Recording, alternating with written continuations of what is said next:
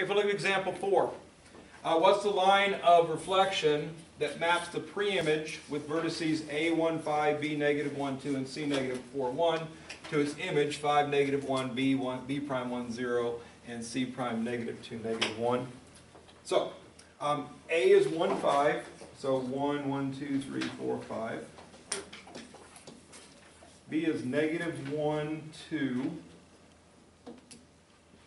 And C is negative 4, 1. So job 1, plot the 3 points in the pre-image. And again, we're trying to create a geometric shape here. So these don't line up in a straight line, which means I make a triangle. So if I connect those dots with a straight line segment from A to B, from B to C, and then from C back to A, that's the pre-image that we're going to be reflecting. The image has coordinates of A prime 5, negative 1. 1, 2, 3, 4, 5, negative 1. There's A prime. B prime is 1, 0, which would be right here. And be careful with those 0 points. 1, 0 is 1 right, 0 up or down. 0, 1 is 0 right and left, 1 up. So be careful that you go the right axis when you have a 0 in your point. And then C prime, negative 2, that's 2 left, negative 1, 1 down, so C prime is right there. And if I connect those with straight lines from A prime to B prime to C prime, and C prime back to A prime. There's my reflection. And once again, it looks as though the reflecting line is going to be slanted in this case due to the fact that the image is not directly below or directly to the right or left. So again, I'm anticipating some slanted line, so something in this neighborhood here probably. Again, that's an estimation. It's not exactly right, and it would be something I wouldn't necessarily draw on my paper when I'm working it out. I just, for the sake of you being able to visualize what's going on, that's what I'm doing. If it were me doing it on my paper, maybe I'd just stick my ruler like so I can look down on it and kind of have the ruler to look down on to kind of estimate that line without actually drawing it on my paper. So again, what I need is midpoints for this line that I've constructed here, but I'm going to toss that out for right now because again, we don't need that to be on our paper to do what we're doing. I need to find exactly 2 midpoints because midpoints between the points, that's what the reflecting line is made up of. So I'm going to have Emma, you pick me a pair of points. B and B prime. Okay, so if we go with B and B prime, B's coordinates are negative 1, 2, and B prime's coordinates are 1, 0. So the midpoint of B prime. And if you wanted to write it out with fewer symbols, that's how you write it out with fewer symbols. The segment B prime has a midpoint with some coordinates. Those would be the endpoints of the segment if there were a segment drawn there. Okay? And again, the midpoint formula, I'm just going to do something over 2, something over 2. And the something is just the sum of the x's and the sum of the y's. So the x's are 1 plus negative 1.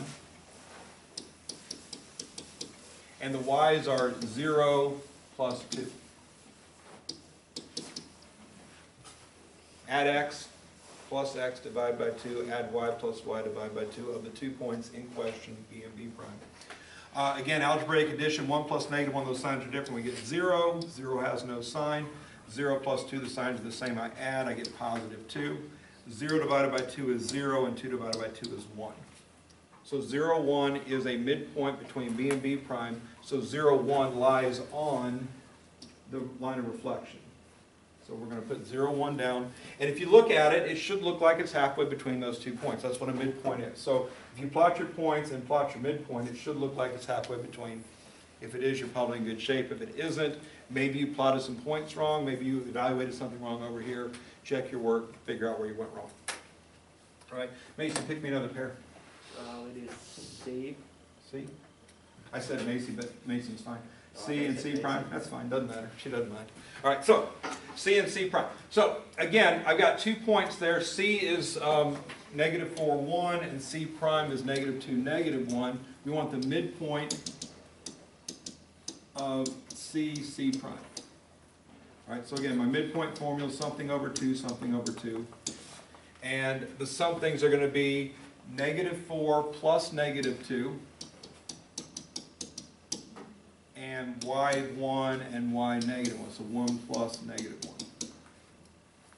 So, -4 plus -2, the signs are the same, so I add, I get 6. 4 is bigger, so it's -6.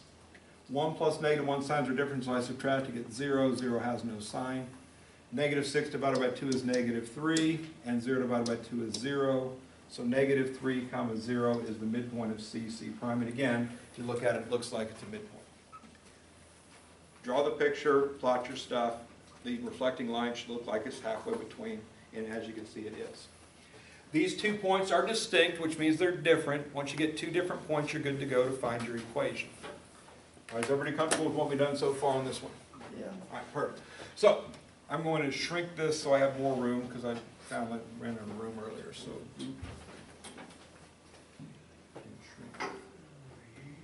There we go. So, I'm looking for the equation of the line with the green and the black point here. I need a slope first. And if I have 2 points, I just got to go from one to the other, rise, run. So I'm going to go up 1 space to get to the right level. I'm going to go right 3 spaces. And again, all this is directional movement, going up or right are positive movements, going down and left are negative movements. So in this case, I'm going up 1, right 3. So my slope of the reflecting line is going to be rise of +1 over run of +3, which is just +1/3. Okay. 1/3 is a fraction. There's no way to make it a non-fraction, so the slope this time is a fraction. Now, one thing to bring to your attention, because sometimes finding the y-intercept is really, really easy. Okay, can everybody see that 0, 1 is one of the points we're working with? Yeah. A y-intercept is a point on the y-axis. Every point on the y-axis has x equals 0, y equals something. When you have a point that says 0, something, this is the y-intercept. I don't have to do the whole y equals mx plus b there. B equals 1 from that point. If I use that point with this slope, watch what happens. Y, which is 1, equals m1/3 times x0 plus b. What's 1/3 times 0? 0. And if that equals 0, we're left with b equals 1, right? Which is that number. If you have a point 0, number, that number is b. You don't have to go through all this work every time. So, once I see the slope is 1/3, and once I see I have a y-intercept as one of my 2 points I'm working with anyway, I can just write my answer, y equals 1/3 x plus 1. That's the equation of the reflecting line. And again, if I connect the dots with the 2 points that we have here,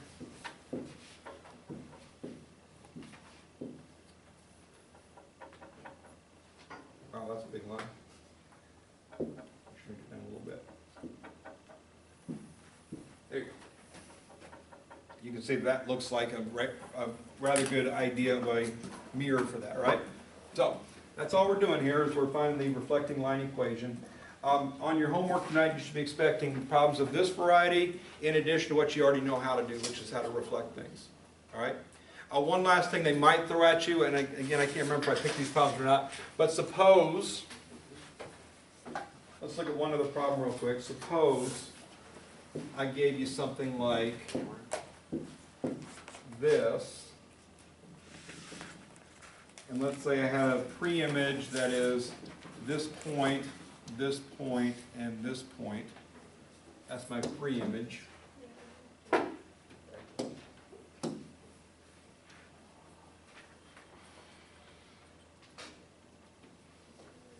All right, and let's call it A, B, and C.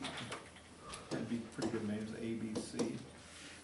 And let's say we want to do R, x equals 2 of A, B, C. We want to reflect triangle ABC across the line x equals 2. Does anybody know what the line x equals 2 looks like? Let's investigate x equals 2. Where's x equals 2 at on this graph in general? Here's the x-axis, here's the y-axis. Do I go left or right, or up or down?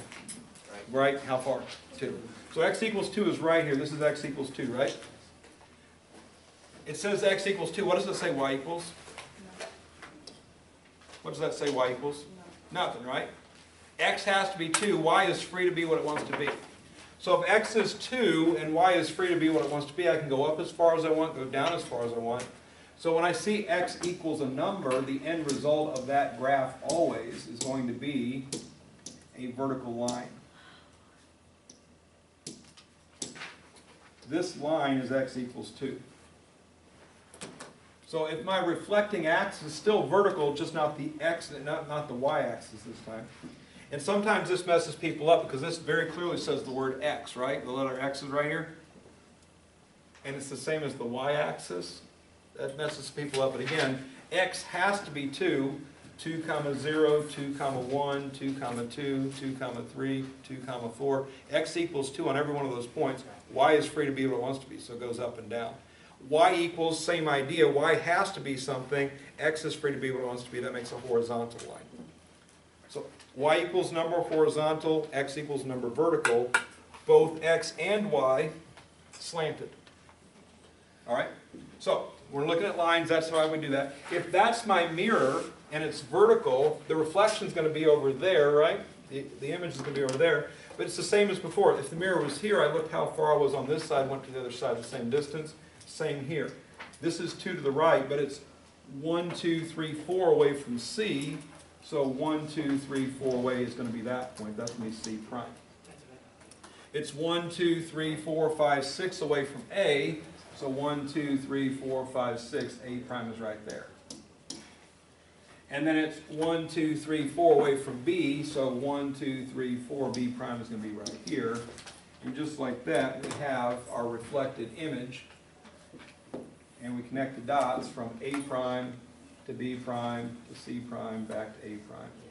And as you can see, this is the reflected into that through that mirror. So those other 4 problems, 21 through 24, I don't know if I assigned them or not, they just had different horizontal or vertical lines going across. So if that happens, that's how you handle it.